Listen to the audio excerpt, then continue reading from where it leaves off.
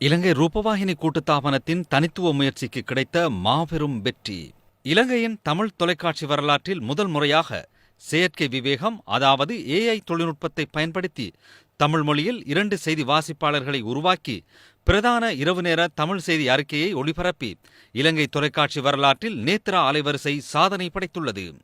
இந்த வரலாற்று முக்கியத்துவம் வாய்ந்த தமிழ் செய்தி ஒளிபரப்பில் இலங்கை ரூபவாகினி கூட்டுத்தாபனத்தின் தமிழ் செய்தி பிரதானியும் நேத்ரா அலைவரிசையின் பிரபல்யமான செய்தி வாசிப்பாளருமான CBM ஷியாம் மற்றும் பிரபல பெண் செய்தி வாசிப்பாளர் தீபதர்சினி ஆகியோரின் AI பதிவுகள் இடம்பெற்றுள்ளன. கடந்த வெள்ளிக்கிழமை இரவு நேர பிரதான தமிழ் செய்தி ஒளிபரப்பில் முழுமையாக தமிழ் மொழியில் செய்திகளை வழங்கினர்.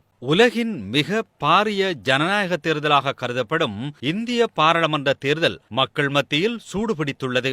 இந்த நிலையில் எதிர்வரும் திங்கட்கிழமை, அதாவது மே மாதம் 13ஆம் திகதி 4ஆம் கட்ட வாக்களிப்பு இடம்பெறவுள்ளது. வரலாற்று முக்கியத்துவம் மிக்க இந்த பதிவோடு நேத்ரா அலைவரிசை எதிர்காலத்திலும் இவ்வாறான பல புதிய பரிணாமங்களோடு தன் செய்தி அறிக்கையிடல்களை அறிமுகப்படுத்த உள்ளமை குறிப்பிடத்தக்க அம்சமாகும். நாட்டின் பொருளாதாரத்தில் முதுகெலும்பாக விளங்கும் தேயிலை பயிர்ச்செய்கையை மிகவும் அர்ப்பணிப்புடனும் விருப்புடனும் ஆங்கிலேயர் காலம் தொடக்கம் தோட்ட தொழிலாளர்கள் பரம்பரையாக மேற்கொண்டு வருகின்றனர். இலங்கையின் சுற்றுலாத்துறையை மேம்படுத்துவதில் பாசிக்குடா கடற்கரை உலக புகழ்பெற்ற கடற்கரைகளில் தனிச்சிறப்புகளை கொண்டதாக விளங்குகின்றது.